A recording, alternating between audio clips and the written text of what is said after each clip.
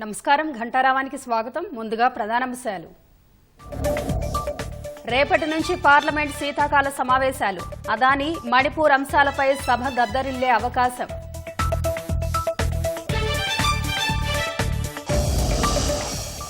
UP Sambhal జిల్లాలో మసీదు survey రాళ్ల దాడిలో 3 మృతి, పలువురికి గాయాలు, 10 మంది ఆందోళనకారుల అరెస్ట్. మహారాష్ట్రలో కొత్త ప్రభుత్వ ఏర్పాటుకు సిద్దమైన మహాయుతి. రేపు సీఎంతో పాటు డిప్యూటీలు ప్రమాణం చేసే అవకాశం.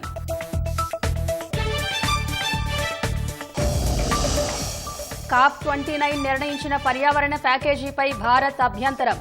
CBDR ఈక్విటీ సూత్రానికి విరుద్ధంగా ఒప్పందం ఉందని వ్యాఖ్య. లగచర్ల రైతులను వెంటనే విడుదల చేయాలని ఎర్రబెల్లి డిమాండ్. రేపటి ధర్నాలో కార్యకర్తలు పెద్ద ఎత్తున పాల్గొనాలని పిలుపు.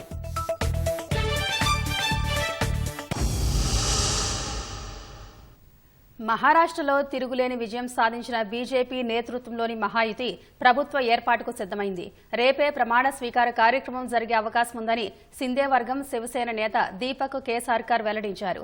రేపు సీఎంతో పాటు ఆయన డిప్యూటీలు ప్రమాణ స్వీకారం చేసే అవకాశం ఉందని తెలిపారు. ఎవరెవరిని కేబినెట్లోకి తీసుకోవాలన్న అంశంపై ఇంకా నిర్ణయం తీసుకోలేదన్నారు. బీజేపీ సీనియర్ నేత దేవేంద్ర ఫడ్నవీస్, ఏక్నాథ్ సిందే సీఎం రేసులో ముందున్నట్టు వార్తలు వస్తున్నాయి. మహారాష్ట్ర శాసనసభ గడువు మంగళవారంతో పూర్తి కానుంది. గెలిచిన కూటమి 72 గంటల్లోగా ప్రభుత్వాన్ని ఏర్పాటు చేయాల్సి ఉంది. లేదంటే రాష్ట్రపతి పాలన విధించే అవకాశం ఉంది. ఈ క్రమంలో ప్రభుత్వ ఏర్పాటుకు మహాయుతి వేగంగా అడుగులు వేస్తున్నట్టు సమాచారం. ఉత్తరప్రదేశ్ సంభాల్ జిల్లాలో షాహీ జామా మసీదు సమీపంలో జరిగిన రాళ్ల దాడి ఘటనలో 3 మృతి చెందారు, మరికొందరు గాయపడ్డారు. మొఘల్ కాలం నాటి ఆ మసీదును హిందూ దేవాలయాన్ని కూల్చి నిర్మించారన్న పిటిషన్ విచారణలో భాగంగా స్థానిక కోర్టు మసీదులో సర్వే చేయాలని ఆదేశించింది. అడ్వకేట్ కమిషనర్ నేతృత్వంలో సర్వే బృందం మసీదుకు వెళ్లిన సమయంలో స్థానికులు పెద్ద ఎత్తున ఆందోళన చేపట్టారు. 1000 మందికి పైగా ప్రజలు, అధికారులు, పోలీసులను మసీదులోకి వెళ్లకుండా అడ్డుకున్నారు. గుంపులోని కొంతమంది దుండగులు భారీగా రాళ్లు, కర్రలను వారి వైపు విసిరారు. 10కి పైగా వాహనాలకు నిప్పు పెట్టారు. పరిస్థితిని అదుపులోకి తెచ్చేందుకు పోలీసులు బాష్పవాయువు ప్రయోగించారు. తర్వాత మసీదులో సర్వే పూర్తి చేశారు. ఘటనకు సంబంధించి 10 మందిని పోలీసులు అరెస్ట్ చేశారు. ఉప ఎన్నికల కోసమే బీజేపీ షాహీ జామీ మసీద్ అంశాన్ని వెలుగులోకి తెచ్చిందని ప్రతిపక్ష ఎస్పీ మండిపడింది.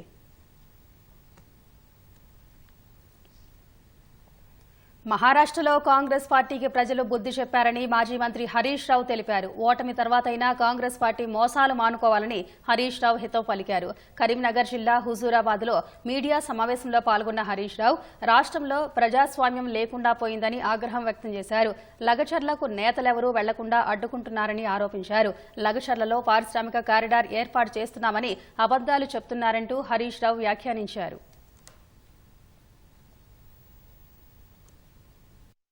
ఇంకా తెలంగాణలో మోసం చేసింది జాలదు, మహారాష్ట్ర ప్రజల్ని కూడా మోసం చేస్తామని ఆడ ప్రచారం చేయబోయింది. వాళ్ళు అన్ని గ్రహించింది. ఇక్కడ మహిళలకు 2500 రాలేదు, వృద్ధులకు 4000 పెన్షన్ రాలేదు, రైతు భరోసా 1500 రాలేదు, రుణమాఫీ జరగలేదు, బోనస్ బోగస్ అయిపోయింది, తులం బంగారం అందలేదు.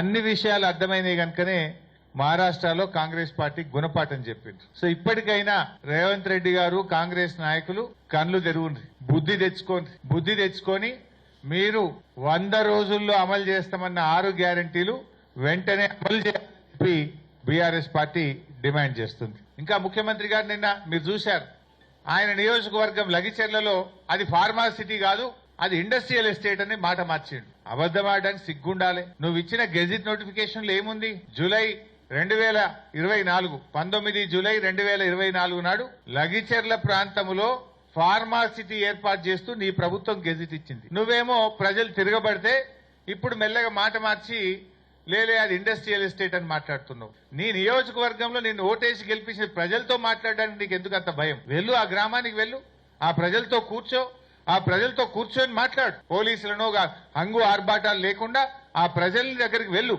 ఆ ప్రజలతో కూర్చొని మాట్లాడి వాళ్ళ సమస్యని పరిష్కరించు. కానీ పోలీసులను ఉపయోగించో, అక్రమ కేసులు పెట్టో నువ్వు బెదిరిస్తే నడవదు. ఏమనంటే కుట్రదారులు, అసలు కుట్రదారుడు నువ్వు. ఫార్మాసిటీ పెట్టి ఇవాళ ఇండస్ట్రియల్ ఎస్టేట్ అని మాట మార్చిన కుట్రదారుడివి నువ్వు. నిజానికి ఇవాళ నువ్వు తప్పు చేసినావు. ఒక ఎమ్మెల్యేగా నువ్వు వాళ్ళ దగ్గరికి వెళ్ళి మాట్లాడాలి, వాళ్ళతో చర్చించాలి. ఇలా వాళ్ళు ఎక్కువ ఏమంటున్నావు, నువ్వు తొండలు గుడ్లు పెట్టేయనన్నావు. అక్కడ మహిళలు పిల్లలు వెళ్ళి బ్రహ్మాండమైన పచ్చటి పొలాలు చూపిస్తున్నారు. అంటే నీకు అవగాహన లేదా? ప్రజల్ని తక్కువ అంచనా వేసి అబద్ధాలు ఆడుతున్నావా? నీ నియోజకవర్గంలో ఆడ ఏం పంట పండుతుందో కూడా నీకు అవగాహన లేదా? అబద్ధాలు మాట్లాడడంలో నువ్వు డాక్టరేట్ పొందాలి. నువ్వు ఏదైనా అబద్ధాలకు ఒక యూనివర్సిటీ ఉంటే ఫస్ట్ డాక్టరేట్ రేవంత్ రెడ్డికే వస్తుంది. వికారాబాద్ జిల్లా లగచర్ల దాడి ఘటనలో అరెస్ట్ చేసిన గిరిజనులను బేషరతుగా జైలు నుంచి విడుదల చేయాలని మాజీ మంత్రి ఎర్రబెల్లి దయాకర్ రావు డిమాండ్ చేశారు. రేపు మహబూబాబాద్ జిల్లాలో లగచర్ల ఘటనకు నిరసనగా బీఆర్ఎస్ పార్టీ కార్యనిర్వాహక అధ్యక్షుడు కేటీఆర్ ఆధ్వర్యంలో చేపట్టే ధర్నాను విజయవంతం చేయాలని కార్యకర్తలకు ఆయన పిలుపునిచ్చారు. కాంగ్రెస్ సర్కార్ ప్రజాస్వామ్యాన్ని కూనీ చేస్తోందని విమర్శించిన ఎర్రబెల్లి ఇప్పుడు ఎన్నికలు నిర్వహించిన బీఆర్ఎస్ పార్టీకి 100కు పైగా సీట్లు వస్తాయని విశ్వాసం వ్యక్తం చేశారు. నీ అబద్ధ మాటలతోటి, నీ బ్రోకర్ మాటలతోటి, చీటింగ్లతోటి ప్రజలను మోసం చేసి అధికారంకి వచ్చావు. ఇప్పుడు ఛాలెంజ్ చేస్తున్నావు. ఇప్పుడు ఏ ఎన్నికలైనా తెలంగాణలో 100 సీట్లు దాటుతాయి. మా సర్వే కాదు, కాంగ్రెస్ పార్టీ సర్వేలనే తెలుస్తుంది. ఆ భయంతో ఇక ఎట్టైనా నేను ఉంటానో పోతానో అని మొత్తం దోసుక తింటాండి. హైదరాబాద్ లో రియల్ ఎస్టేట్ పడిపోయింది, రాష్ట్ర ప్రభుత్వం ఆదాయం పడిపోయింది, ఘోరమైన పరిస్థితి. మన రాష్ట్రానికి రావాల్సిన ఇండస్ట్రీస్, ఫ్యాక్టరీస్ కూడా బంద్ అయినాయి. వరంగల్కి వచ్చేటి కూడా మొత్తం బంద్ అయినాయి. నేను ఒకటే అంటున్నా, ఇప్పటికైనా తెలంగాణకు అన్యాయం చేయకు, తెలంగాణ రైతులను అన్యాయం చేయకు, ఆ కుటుంబాలను ఆదుకునే పరిస్థితి చేయి. జైళ్ల నుంచి ఇప్పుడే విడుదల చేయించు, వాళ్ళ బేషరతుగా కేసులన్నీ ఎత్తి వాళ్ళ ల్యాండ్ జోలికి పో. ఇప్పటికైనా బుద్ధి తెచ్చుకో. సంగారెడ్డి జిల్లా కంది జైలులో ఉన్న లగచర్ల బాధితులతో జాతీయ మానవ హక్కుల కమిషన్ డిప్యూటీ రిజిస్ట్రార్ ముఖేష్ వారి బృందంతో ములాఖాతు జరిపింది. అధికారులపై దాడి, ఆ తర్వాత పోలీసులు అరెస్ట్ చేసిన తీరుకు సంబంధించిన వివరాలను జైలులో ఉన్న వారిని అడిగి తెలుసుకుంది. ఉదయం 10 గంటలకు జైల్లోకి వెళ్లిన ఎన్హెచ్ఆర్సీ బృందం 4 గంటల పాటు మాట్లాడి బయటకు వచ్చింది. ముఖ్యమంత్రి సొంతూరు నాగర్ కర్నూలు జిల్లా వంగూరు మండలం కొండారెడ్డిపల్లి మాజీ సర్పంచ్ ఆత్మహత్య కేసులో పోలీసులు వ్యవహరించే తీరు ఆక్షేపణమని ఆర్ఎస్ ప్రవీణ్ కుమార్ అన్నారు. కలవకుర్తి ప్రభుత్వ ఆసుపత్రిలోని మాజీ సర్పంచ్ సాయిరెడ్డి మృతదేహానికి నివాళులర్పించి కుటుంబ సభ్యులను పరామర్శించారు. సాయిరెడ్డి తనది దేవుడి పార్టీ అని, తన చావుకు ముఖ్యమంత్రి సోదరులే కారణమని రాసిపెట్టినప్పటికీ పోలీసుల తీరు ఆశ్చర్యానికి గురిచేసిందన్నారు. ఈ కేసుపై బీఎన్ఎస్ సెక్షన్ 108 నమోదు చేసి సమగ్రంగా విచారణ జరిపి నిందితులపై కఠిన చర్యలు తీసుకోవాలని ప్రవీణ్ కుమార్ డిమాండ్ చేశారు. సాయిరెడ్డి గౌరవాన్ని కాపాడుతున్నారా, లేకపోతే రేవంత్ రెడ్డి అన్నదమ్ముల గౌరవాన్ని కాపాడడానికి మీరు ఇక్కడ పోలీసు కాకి యూనిఫామ్ వేసుకున్నారా? 108 బిఎన్ఎస్ పెట్టాలి, లేకపోతే మేము కోర్టును ఆశ్రయిస్తాం. తప్పకుండా నేను పోలీస్ ఆఫీసర్ కూడా ఒకటే రిక్వెస్ట్ చేస్తున్నా, అయ్యా ఏ గవర్నమెంట్ కూడా పర్మనెంట్ కాదు. As police officers you should be loyal to BNS, BNSS and Indian evidence act and the constitution of India. You cannot be loyal to a ruling party whose names are the chief minister's name is figuring in the suicide note of the victim. Then why is that you are not taking cognizance of that fact and registering the case under 108 BNS? I want to ask the DGP of the state. అంటే సాయి రెడ్డికి ఒక న్యాయం, Revanth Reddy brothers మీద social మీడియాలో వచ్చే వరకు వాళ్ళకు ఒక న్యాయం. పెండింగ్ బిల్లులపై రాష్ట్రంలోని పలువురు సర్పంచ్లు హైదరాబాద్లో మరోసారి ఆందోళనకు దిగారు. 750 కోట్లు విడుదల చేశామని ముఖ్యమంత్రి అబద్దపు ప్రచారాలు చేస్తున్నారని రాష్ట్ర సర్పంచ్ల సంఘం ఐకాస్ ఆధ్వర్యంలో హుస్సేన్ సాగర్ సమీపంలో ఉన్న అంబేద్కర్ విగ్రహం ముందు ఆందోళన నిర్వహించారు. వడ్డీలకు డబ్బులు తెచ్చి గ్రామాలలో అభివృద్ది కార్యక్రమాలు చేపట్టామని, ఇప్పుడు ఆర్థిక ఇబ్బందులతో సతమతమవుతున్నామని సర్పంచ్ సంఘం అధ్యక్షుడు యాదయ్య గౌడ్ వాపోయారు. కొంతమంది సర్పంచ్లు అప్పుల బాధ తాళలేక ఆత్మహత్యలు చేసుకున్నారని ఆవేదన వ్యక్తం చేశారు. కొత్త ప్రభుత్వం ఏర్పడి 11 నెలలు గడుస్తున్నా పెండింగ్ బిల్లులను చెల్లించకపోవడం సరికాదన్నారు. ముఖ్యమంత్రి తక్షణమే జోక్యం చేసుకుని బిల్లులు విడుదల చేయాలని డిమాండ్ చేశారు. ధర్నాకు అనుమతి లేకపోవడంతో యాదయ్య గౌడ్తో పాటు పలువురు ఆందోళనకారులను పోలీసులు బలవంతంగా అరెస్టు చేశారు. మరి కాసేపట్లో హైదరాబాద్లోని కేపీహెచ్పీలో ఈటీవీ కార్తీక దీపోత్సవం ప్రారంభం కానుంది. అక్కడి ఏర్పాట్లకు సంబంధించిన వివరాలు మా ప్రతినిధి శ్రీరామ్ ప్రత్యక్ష ప్రసారం ద్వారా అందిస్తారు. ఈటీవీ లైఫ్ ఆధ్యాత్మిక channel, ETV Telangana, ETV Andhra Pradesh channel సమర్పిస్తున్న కార్తీక దీపోత్సవం జేఎన్టీయూ మైదానంలో మరి కాసేపట్లో ప్రారంభం కాబోతోంది. 6 గంటల నుంచి 8 గంటల వరకు ఈ 3 ఛానళ్లలో ప్రత్యక్ష ప్రసారం ఉంటుంది. 6 గంటలకు దీపోత్సవం ప్రారంభం అవుతున్నప్పటికీ కూడా ఇప్పుడు సమయం 5 గంటల నుంచే గ్రౌండ్లో మహిళలు పెద్ద సంఖ్యలో చేరుకుంటున్నారు. కూకట్పల్లి, మాదాపూర్, మియాపూర్, ఎస్ఆర్ నగర్, అమీర్పేట, జీడిమెట్ల, పటాన్ చెరువు వంటి వివిధ ప్రాంతాల నుంచి మహిళలు పెద్ద సంఖ్యలో ఈ దీపోత్సవంలో ప్రత్యక్షంగా పాల్గొనడం కోసం ఇక్కడికి వస్తున్నారు. ఈ దీపోత్సవం కార్యక్రమం 6 నుంచి 8 గంటల వరకు, అందులో వివిధ సెగ్మెంట్లో ఈ కార్యక్రమం ప్రసారం అవుతుంది. మొదట 6 గంటలకు వేదపట్నం ప్రారంభమవుతుంది. సర్వమంగళాలకు శ్రవణం చేతనే సమస్త మంగళాలను ప్రసాదించేటువంటి వేదపట్నంతో ఈ ప్రాంగణం అంతా కూడా పవిత్రమవుతుంది, పరమ పావనమవుతుంది. సో వేద పండితులు, వివిధ ప్రాంతాల నుంచి వచ్చే వేద పండితులు తమ వేదఘోషతో ఈ జేఎన్టీయూ మైదానాన్ని ఆధ్యాత్మిక సౌరభాలు, ఆధ్యాత్మిక పరిమళాలు వెదజల్లి ఈ ప్రాంతాన్ని పావనం చేయబోతున్నారు. వేద మంత్రోచ్చాటన తర్వాత ఈ కార్యక్రమాన్ని జ్యోతి ప్రజ్వలన చేసి ప్రారంభించడం కోసం అతిథులు ఇక్కడికి రాబోతున్నారు. రాష్ట్ర ఐటీ శాఖ మంత్రి శ్రీధర్ బాబు, రవాణా శాఖ మంత్రి పొన్నం ప్రభాకర్, అలాగే జేఎన్టీయూ వైస్ ఛాన్సలర్, వివిధ విద్యావేత్తలు, పలువురు ప్రముఖులు ఈ కార్యక్రమంలో జ్యోతి ప్రజ్వలన చేయడానికి వస్తున్నారు. జ్యోతి ప్రజ్వలన ముగిశాక ఈ కార్యక్రమంలో అష్టోత్తర పారాయణం ఉంటుంది. భగవంతుడి యొక్క 108 నామాలను అష్టోత్తర రూపంలో ఇక్కడ మనం ఇవాళ పారాయణం చేయబోతున్నాము. అది ముగిశాక ఈ కార్యక్రమంలో ప్రవచనం ఉంటుంది. ఈ ప్రవచనం ఈసారి ప్రముఖ తెలంగాణలోనే ప్రముఖ పండితులు, వేద పండితులు బ్రహ్మశ్రీ బాచంపల్లి సంతోష్ కుమార్ శాస్త్రి గారు ఇవాళ తమ ప్రవచనాన్ని ఇవ్వబోతున్నారు. కార్తీక మాసంలో సమస్త పాపరాశులను దగ్ధం చేసుకోవటానికి ఎటువంటి పుణ్య కార్యాచరణ చేయాలి, అలాగే కార్తీక మాసంలో చేసేటువంటి దీపదానం, స్నానం ఎట్లాంటి పుణ్యాలను కలిగిస్తాయి, అలాగే కార్తీక మాసంలో భగవన్నామ స్మరణకు ఉన్నటువంటి విశిష్టత ఏంటి,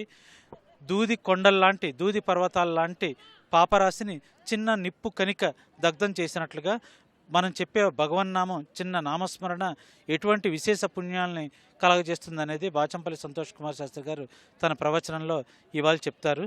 ఈ కార్యక్రమం చాలా సుమారు ఒక 1500 మంది మహిళల దాకా ఈ కార్యక్రమంలో ఇవాళ పాల్గొబోతున్నారు.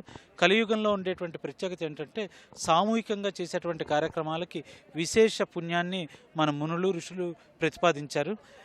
మనం ఇంటిలో మనం ఏకాంతంగా చేసుకునే పూజ కన్నా కూడా సామూహికంగా చేసుకునేటువంటి వ్రతాలు కావచ్చు, నోములు కావచ్చు, పూజలు కావచ్చు, భగవన్నామ సంకీర్తన కావచ్చు, నగర సంకీర్తన కావచ్చు, జ్యోతి ప్రజ్వలన కావచ్చు, సామూహిక దీపారాధనలు కావచ్చు, కార్తీక సమారాధనలు కావచ్చు, సామూహికంగా చేసుకోవటం ద్వారా ఇతరులు చూసేవారిలో కూడా భక్తి భావనలు ఆ ప్రేరణ కలిగించిన వాళ్ళం అవుతామని చెప్పి దానికి విశేష పుణ్యాన్ని మన ఋషులు ప్రతిపాదించారు. అందుకే ఈ సామూహిక దీపారాధన కార్యక్రమాన్ని ఈటీవీ తలపెట్టింది. ఈటీవీ ఇప్పటికే విశాఖపట్నం, రాజమండ్రి, విజయవాడ, గుంటూరు, తణుకు, నెల్లూరు, తిరుపతి, ఒంగోలు ఇట్లా వివిధ ప్రాంతాల్లో ఈ దీపోత్సవాలను, చంద్రగిరి వివిధ ప్రాంతాల్లో నిర్వహించింది. ప్రతి చోట కూడా వేలాది మంది మహిళలు విశేష సంఖ్యలో ఈ దీపోత్సవాల్లో పాల్గొంటున్నారు.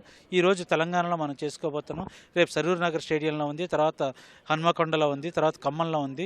ఇట్లా అనేక ప్రాంతాల్లో ఈ దీపోత్సవానికి ఎక్కడ చూసినా కూడా మహిళలు విశేష ఆదరణ కనబరుస్తున్నారు.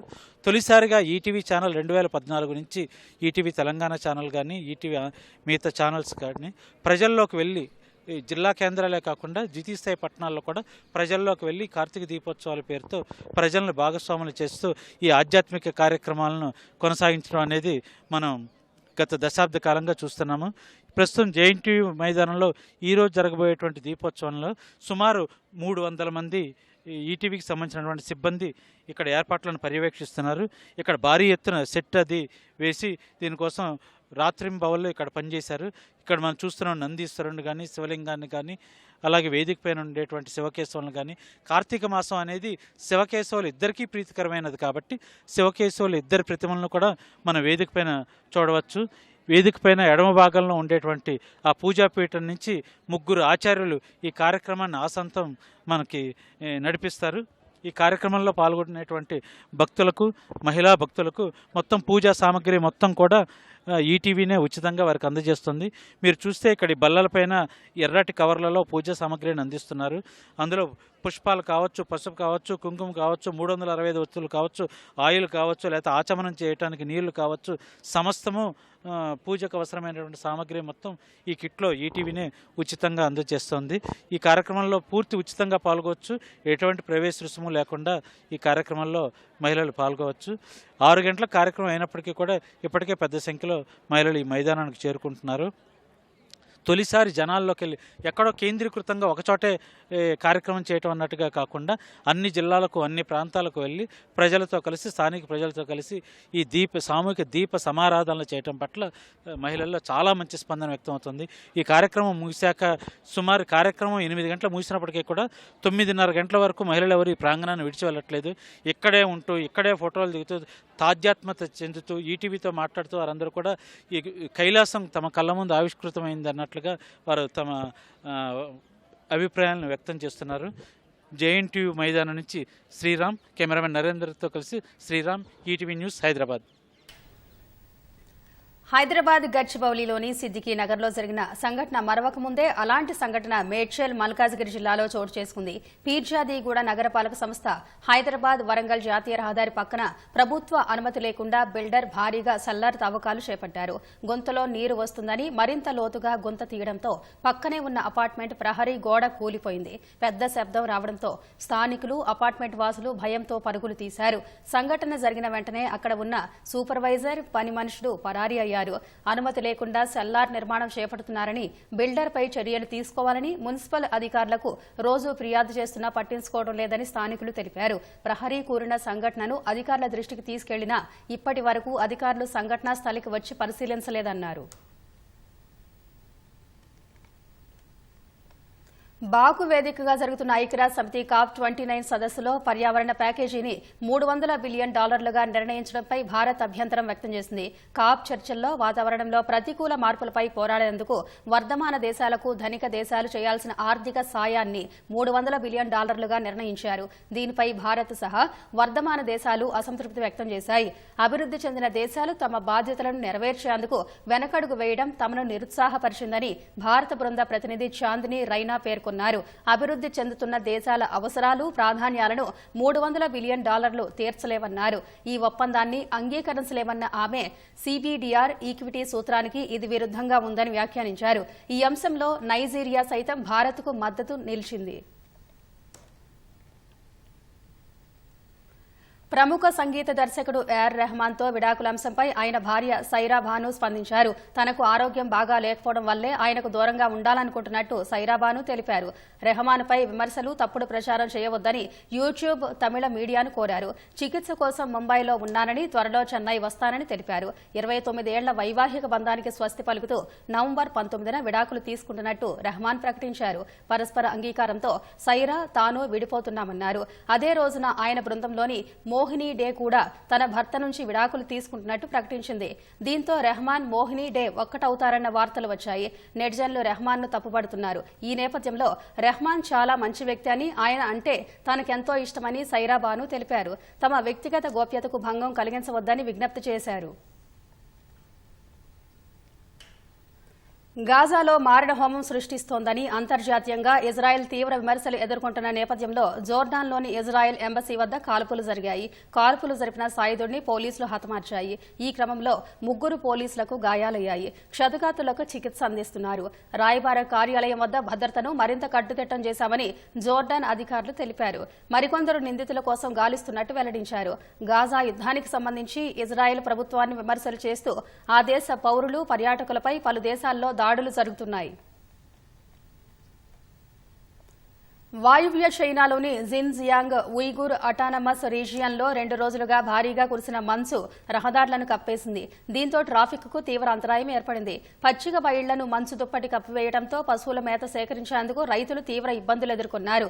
సహాయక చర్యలు చేపట్టిన స్థానిక యంత్రాంగం రోడ్లపై 20 సెంటీమీటర్ల మేర పేరుకుపోయిన మంచును భారీ యంత్రాల సాయంతో తొలగిస్తోంది. ఇందుకోసం 157 వాహనాలు, 1600 మందికి పైగా పారిశుద్ధ్య కార్మికులను అధికారులు నియమించారు. స్థానికంగా ఉన్న కొన్ని పట్టణాల్లో ఉష్ణోగ్రత -8 డిగ్రీల సెల్సియస్కు పడిపోవడంతో అధికారులు ప్రమాద హెచ్చరికలు జారీ చేశారు.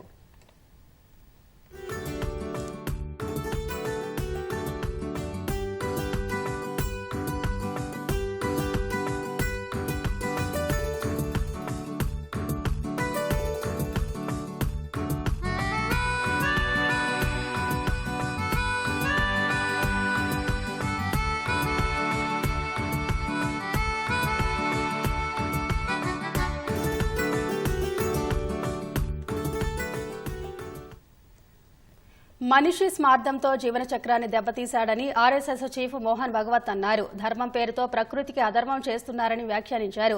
హైదరాబాద్ శిల్పకళా వేదికలో లోక్ మంథన్ ముగింపు కార్యక్రమానికి మోహన్ భగవత్ హాజరయ్యారు.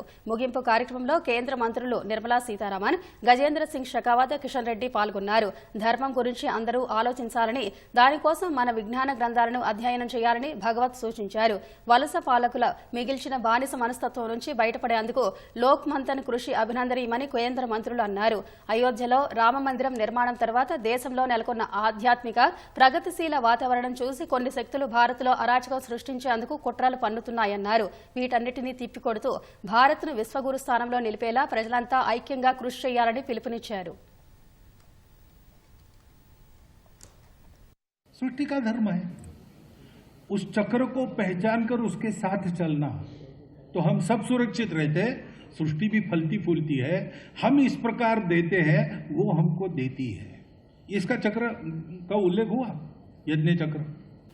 ये सारा धर्म सिखाना दुनिया को, ये हमारा जो जीवन ध्येय था हम भूल गए. हमने अपने आप को मर्यादित कर लिया इसलिए भूल गए इसलिए फिर संबंध टूट गए, संवेदनाएं बंद हो गई, स्वार्थ आ गया. और इसके चलते हमने ही धर्म के नाम पर बहुत अधर्म किया है. हमारे विरासत पर गर्व रहना और हमारे विरासत का सम्मान करना, महापुरुषों और लोक कलाओं को, परंपराओं पर गौरव करना, एकता और एकजुटता का संकल्प के साथ आगे बढ़ना, नागरिक कर्तव्यों का निर्वहन पर ध्यान देना. आज के परिस्थिति में देश जन जन का ये कर्तव्य होना चाहिए. भारत में वनवासी रहे और हमारे साथ वो भारत के हिस्सा है. उनको कोई ध्वंस करने के लिए प्रयत्न भारत में आज नहीं 5,000 साल से पहले से रिकॉर्डेड हिस्ट्री देखिए. कोई हमारे रिकॉर्डेड ज्यादातर ओरल था, फिर डॉक्यूमेंट हुआ. You will never find discrimination against Vanvasi. They were part of us. Bharat को सामाजिक और सांस्कृतिक ताने बाने को जिस तरह से तोड़ा गया है, क्षरित किया गया है, कमजोर किया गया है, इसका समाधान केवल संगठित और अनुशासित समाज की ताकत से ही किया जा सकता है. और आज जब एक ऐसे मुकाम पर आकर के भारत खड़ा हुआ है 100 साल की यात्रा के बाद में, कि सहज रूप से भारत के सामर्थ्य की गूंज पूरे विश्व भर में सुनाई दे रही है. రంగారెడ్డి జిల్లా ఇబ్రహీంపట్నంలోని గురునానక్ విశ్వవిద్యాలయంలో జాతీయ స్థాయి హ్యాకథాన్ 2024 కార్యక్రమం విజయవంతంగా జరిగింది. యువతలో సాంకేతికతపై అవగాహన పెంచడం, సృజనాత్మకతను ప్రోత్సహించడంతో పాటు జాతీయ స్థాయిలో నూతన ఆవిష్కరణలను ప్రోత్సహించడం ఈ హ్యాకథాన్ ముఖ్య ఉద్దేశమని నిర్వాహకులు తెలిపారు. 3 రోజుల పాటు జరిగిన ఈ కార్యక్రమంలో దేశంలోని వివిధ ప్రాంతాల నుంచి పెద్ద సంఖ్యలో ప్రతిభావంతులైన విద్యార్థులు పాల్గొన్నారు. కార్యక్రమానికి ముఖ్య అతిథిగా హాజరైన కార్పొరేట్ రంగాలకు సంబంధించిన ప్రతినిధులకు విద్యాభ్యాస సంస్థల vice chairman, Guru Nanak university chancellor Sardar Gagan Deep Singh Kohli జ్ఞాపికలను అందజేశారు. Hi everyone, my name is Divyesh Bain from Osmania University. I'm part of the ATS team with Manasvi Agarwal and Sadia Mahin Siddiqui, who have won second prize in GNI's Hackarena, which is the second national level hackathon conducted by GNI. I had a wonderful time and wonderful experience. The GNI faculty was very nice. They had even given us constructive criticism. The only problem I faced was my butt was hurting because of the plastic seats. But other than that, I had a wonderful time. Thank you so much, GNI. Hyderabad మీర్పేటలో ఓ యువకుడు traffic పోలీసులకు చుక్కలు చూపించాడు. చంపాపేట కూడలిలో drunk and drive నిర్వహిస్తున్న traffic పోలీసులకు ఓ వ్యక్తి అపరిచితుడు సినిమాలోని కథానాయకుడిలా ప్రవర్తిస్తూ పోలీసులను ముప్పు తిప్పలు పెట్టాడు. ఒక్క బీరు తాగినంత మాత్రాన బ్రీత్ ఎనలైజర్లో 90% ఎలా చూపిస్తుందని పోలీసులతో వాగ్వాదానికి దిగాడు. కాసేపటికి తన బట్టలు చిరిగిపోయేలా తనపై దాడి చేశారని అక్కడున్న వారి ముందు వింత విచిత్రంగా ప్రవర్తించాడు. బండరాయితో పోలీసులపై దాడికి వచ్చినట్టు చేసి కాకీల కాళ్లు మొక్కడంతో అక్కడున్న వాళ్లు గందరగోళానికి గురయ్యారు. ఆ వెంటనే ట్రాఫిక్ పోలీసుల వాహనంపైకి ఎక్కించిన ద్విచక్ర వాహనాన్ని దించాలని హల్చల్ చేశాడు. ఇదంతా చూస్తున్న వాహనదారులు, ట్రాఫిక్ పోలీసులు వీడియో రికార్డ్ చేయడంతో అది కాస్త సోషల్ మీడియాలో వైరల్ గా మారింది.